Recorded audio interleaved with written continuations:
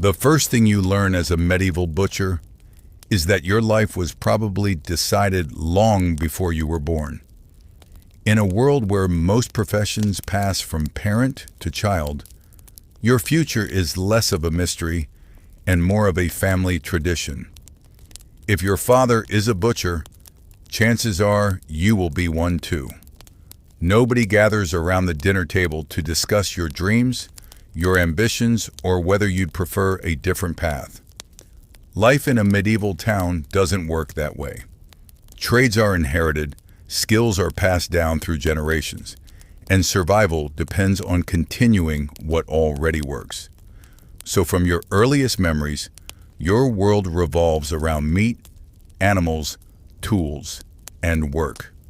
Your home sits close to the butcher's shop, sometimes attached to it, meaning there is no real separation between family life and business. While other children wake to birds singing or the smell of bread baking, you wake to the sounds of livestock arriving before sunrise. Hooves scrape against wooden carts, merchants argue over prices, workers drag barrels across muddy ground, and somewhere nearby, your father is already preparing for another long day. At first, this all seems perfectly normal because it is the only life you know. The smell that hangs permanently in the air never strikes you as unusual. It is simply part of existence, as ordinary as sunlight or rain. Blood, animal fat, smoke, damp straw, leather, and countless other scents mix together into something powerful enough to cling to every surface around you. It settles into your clothes, your hair, your skin, and even your memories. For years, you never question it, because children assume their own experience is the standard for everyone else. Then one day, you spend enough time around other children to realize something important. They don't smell like you. They smell like fields, fresh earth, wood smoke, or whatever strange adventures they have been having outside. When they stand near you, they occasionally pause. Their expressions change for just a moment. Nobody is rude enough to say anything directly, but you begin noticing the distance they keep. Not much, just enough to make you aware that you are somehow different. It is an uncomfortable realization. You have not done anything wrong, yet you carry a reputation before speaking a single word. People know what your family does because they can smell it. As you grow older, curiosity gradually replaces confusion. You begin paying closer attention to the work happening around you every day. Animals arrive alive. They do not leave that way. Nobody offers a gentle explanation about this process. There is no dramatic lesson about the realities of life. Instead, reality simply unfolds in front of you again and again until it becomes familiar. At first, you watch from a safe distance. Then, you move closer. Eventually, you stand beside your father as he works. The sights that once made you uncomfortable become routine. Human beings adapt surprisingly quickly, especially children. What would shock a visitor from another town barely earns a second glance from you. Your father notices this. He doesn't praise you for it because in his mind, it isn't remarkable. It is simply necessary. A butcher who cannot handle the realities of the trade will never survive in it. Before long, you receive your first responsibilities. You imagine something exciting. Perhaps your father will trust you with important tools or teach you secret techniques passed down through generations. Instead, he hands you a bucket. That is your introduction to professional butchery. Cleaning. Endless cleaning. You carry water until your arms ache. You scrub floors that seem determined to remain dirty forever. You sweep away straw only to watch more appear a few hours later. Every task feels repetitive, exhausting, and strangely endless. No matter how much effort you invest, there is always more work waiting. At first, This seems unfair. Then you realize the entire profession depends on these chores. Without constant cleaning, the shop becomes unusable. Without organization, the work slows down. Without discipline, everything falls apart. So you clean because cleaning matters.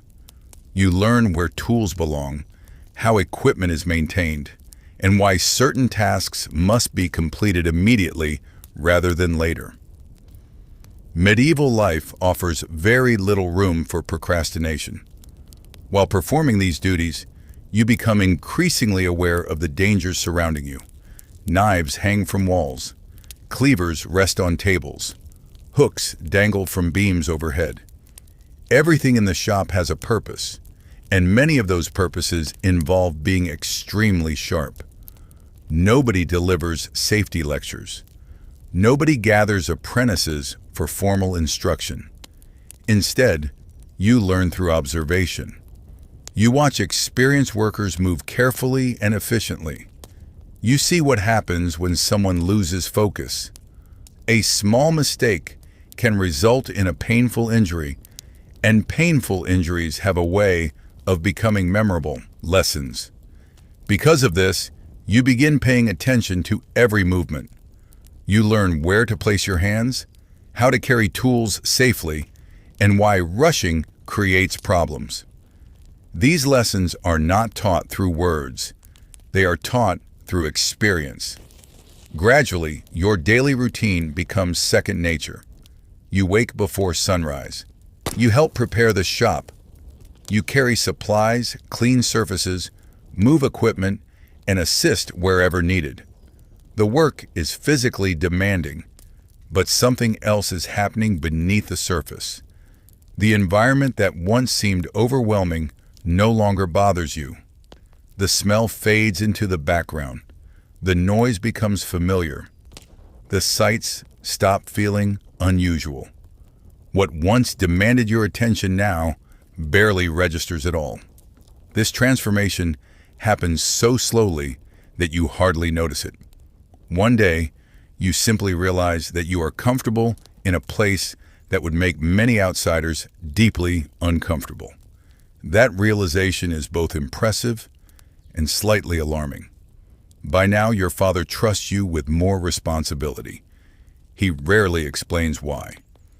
In medieval households, trust is demonstrated through work, not words.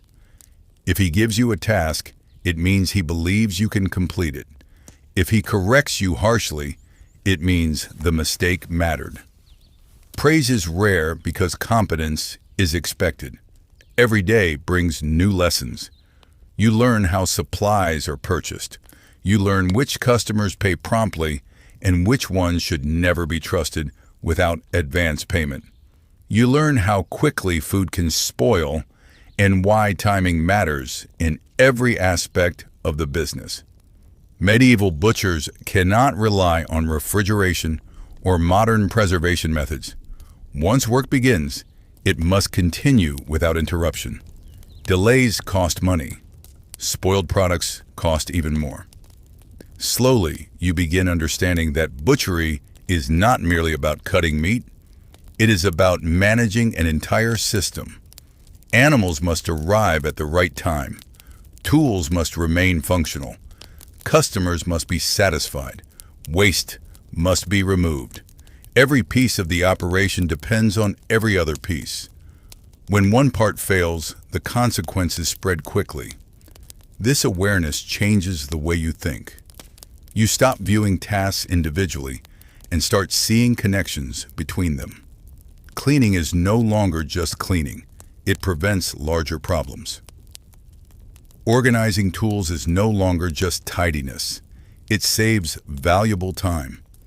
Every routine exists because someone learned the hard way that it was necessary. As the months pass, the physical demands of the trade shape your body. Your hands grow stronger. Your shoulders become broader. Tasks that once exhausted you now feel manageable. Even so, the work never becomes easy.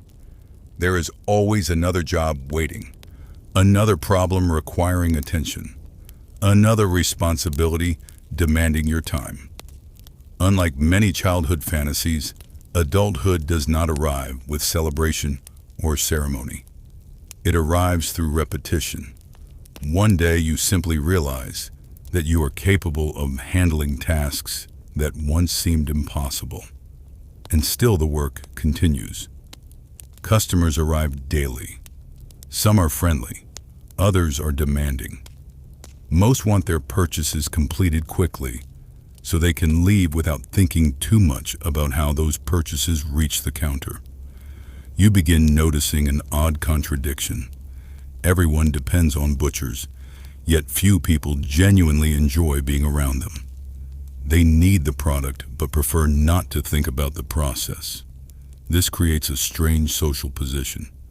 Your family performs essential work, yet often receives less admiration than professions considered cleaner or more respectable. Over time, you stop worrying about this. The trade teaches practicality. People's opinions matter far less than their payments. What matters is whether the business survives, whether customers return, and whether your family continues earning enough to live. These priorities gradually replace childhood concerns. By the time your teenage years arrive, the transformation is almost complete. You move confidently through the shop. You understand the routines. You know the expectations.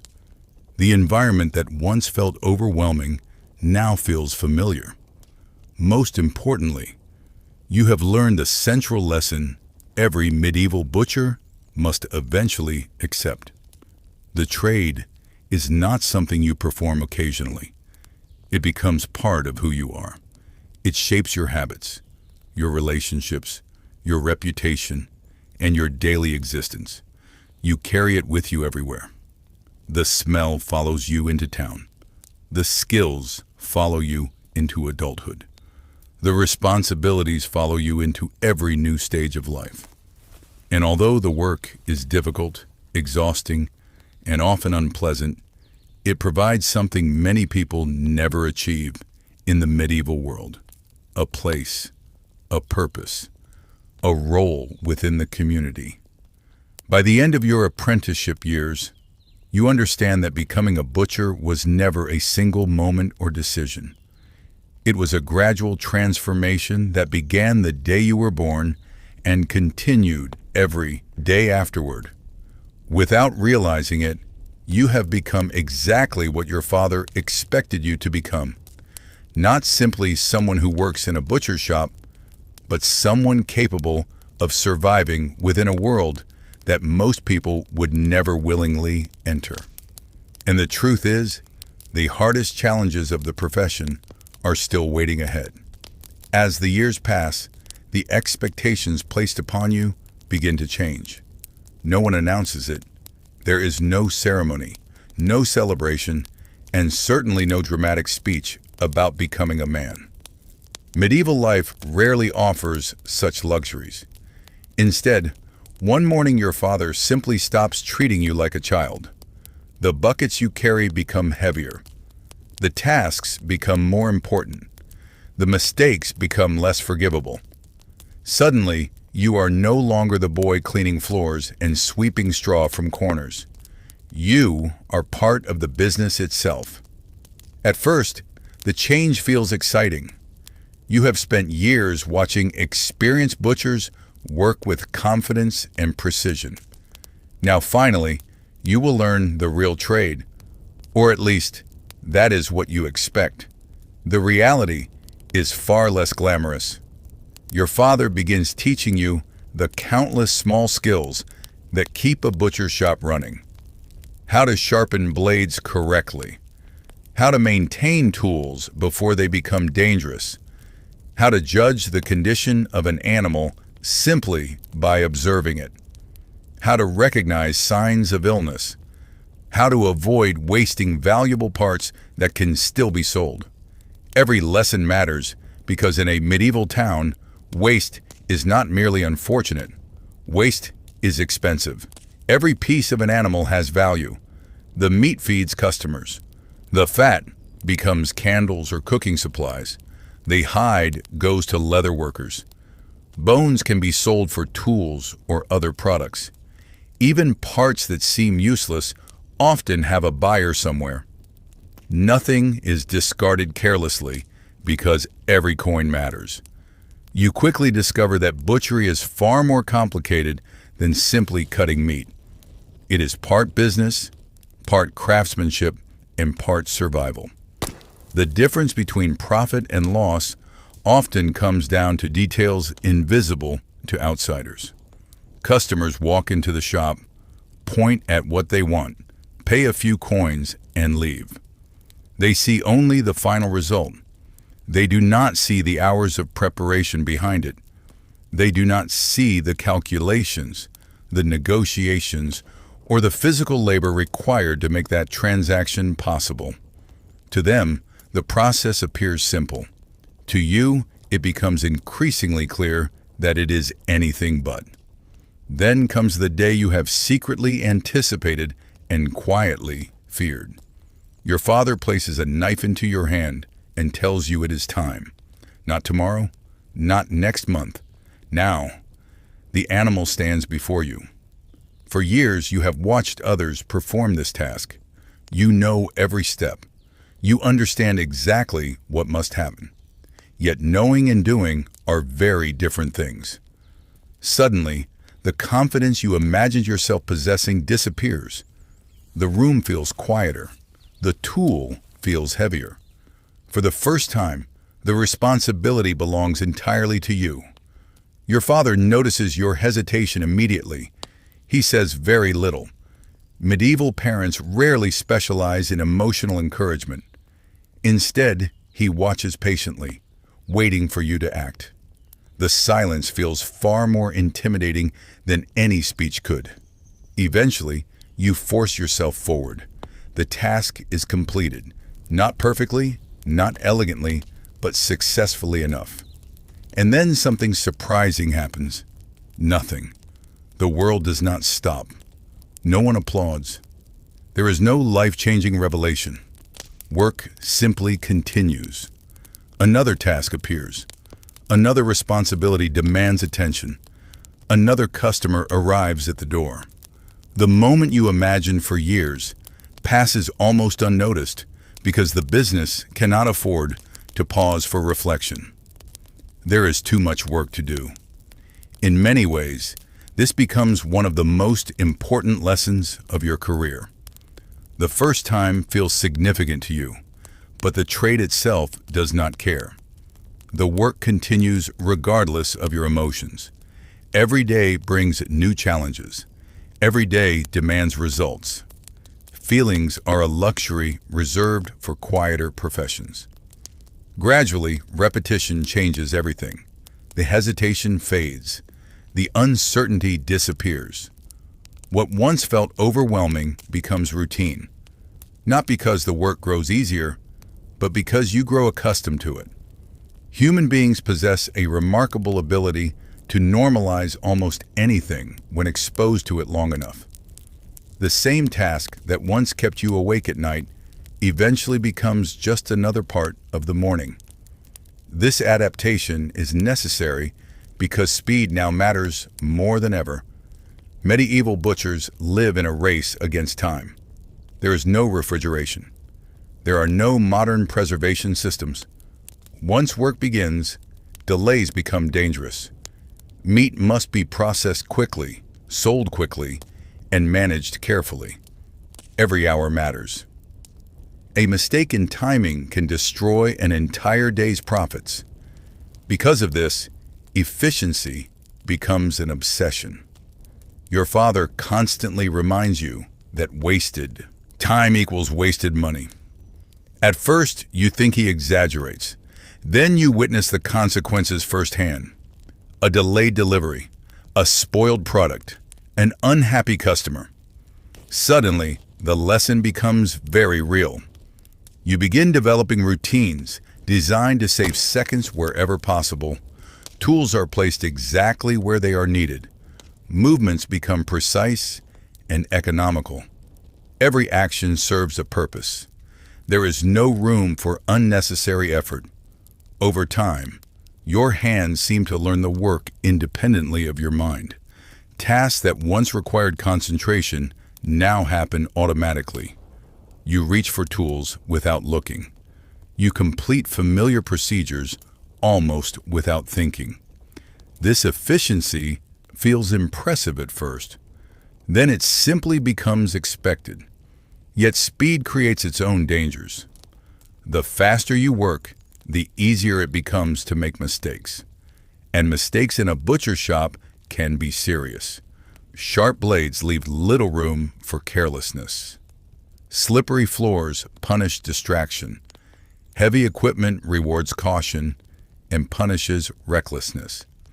Every experienced butcher carries scars that tell stories of moments when attention slipped for just a second too long. You become painfully aware of this reality. Some lessons arrive through observation. Others arrive through personal experience. A small cut here, a bruised hand there. Minor injuries teach valuable lessons before major injuries have the opportunity. Eventually, you learn the delicate balance between speed and control. Moving quickly is important. Moving carelessly is disastrous. Success depends on mastering both. Beyond the physical demands, another challenge begins emerging. Customers.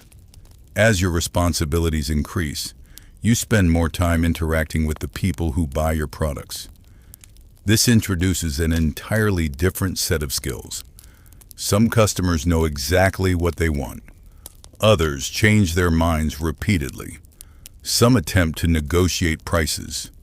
Others complain about costs regardless of how fair they are. A few seem determined to make every transaction as complicated as possible. Your father handles these situations with practiced patience. Watching him feels like observing a separate profession entirely. He knows when to be friendly. He knows when to be firm. Most importantly, he understands that customers rarely return because they enjoy visiting a butcher shop. They return because they trust the quality of the product. Building that trust becomes one of your new responsibilities. Reputation, you learn, is almost as valuable as the meat itself. In a medieval town, news travels quickly. A satisfied customer tells neighbors. An unhappy customer tells even more neighbors. One mistake can spread through the community faster than you can correct it. Because of this, consistency matters. Every customer expects quality. Every purchase contributes to your reputation. Every interaction influences future business. The pressure can feel overwhelming at times.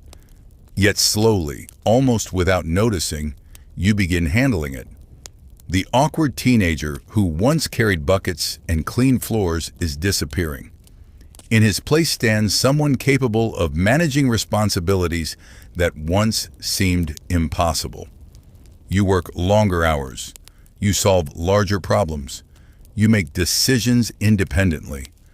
The transition happens so gradually that it feels invisible until you suddenly realize how much has changed. One evening, after another exhausting day, you catch your reflection in a bucket of water. Your clothes are stained. Your hands are rough. Your face looks older than you remember.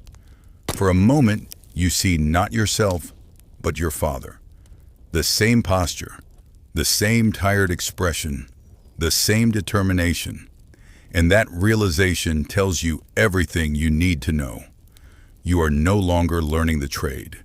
You are becoming the trade. And as difficult as the work has been so far, the challenges waiting ahead will prove even greater.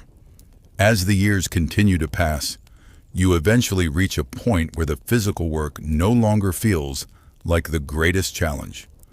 Your hands have grown strong enough to handle the tools. Your body has adapted to the long hours. The endless lifting, cutting, carrying, cleaning, and standing no longer leave you exhausted in the way they once did. Instead, a different realization begins to settle into your mind. The hardest part of being a medieval butcher is not the work itself. It is everything that follows you outside the shop. Because no matter how skilled you become, no matter how much respect you earn within the trade, there is one thing you can never completely escape: the smell. At some point, you stop noticing it entirely. Inside the shop, it fades into the background of daily life. It becomes as ordinary as the sound of footsteps or the sight of wooden walls. You work surrounded by blood, fat, smoke, damp straw, animal hides, and countless odors that would overwhelm most visitors within minutes. Yet to you, it becomes invisible. Your senses simply